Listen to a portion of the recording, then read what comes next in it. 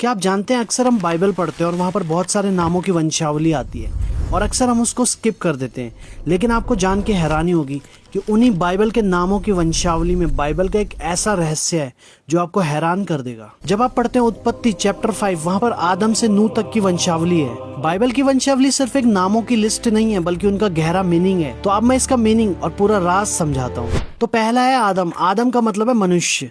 दूसरा है सेत। सेत का मतलब है नियुक्त। तीसरा है एनोश। एनोश का मतलब है नाश्वर। चौथा है कनान। कनान का मतलब है दुख। पांचवा है महलेल। महलेल का मतलब है धन्य परमेश्वर। उसके बाद आता है येरेद। येरेद का मतलब होता है नीचे उतरना, यानी कि नीचे उतरेगा। हनोक यानी शिक्षा देने वाला। मैतुशेले यानी उसकी मृत्यु कुछ लाएगी। लेमेक यानी निराशा। नू यानी शांति या विश्राम। अब ध्यान से समझते हैं कि इसका पूरा मीनिंग क्या है। मनुष्य नियुक्त है नश्वर दुख के लिए, लेकिन धन्य परमेश्वर नीचे उतरेगा, शिक्षा देगा, उसकी मृत्यु सब कुछ बदल देगी और निराशा के बीच हमें सच्चा विश्राम मिलेगा। तो ये सिर्फ वंशावली नहीं, ये एक भविष्यवाणी है। जरा सोचिए, उत्पत्ति के 5वें अध्याय में प्रभु यीशु मसीह के बारे में साफ साफ लिखा हुआ है। इसका मतलब जो बाइबल है, पुराना नियम हो या नया नियम, सब कुछ आपस में मेल खाता है और हमें एक ही मैसेज देता है, और वो मैसेज है Jesus Christ, our Lord, our saviour.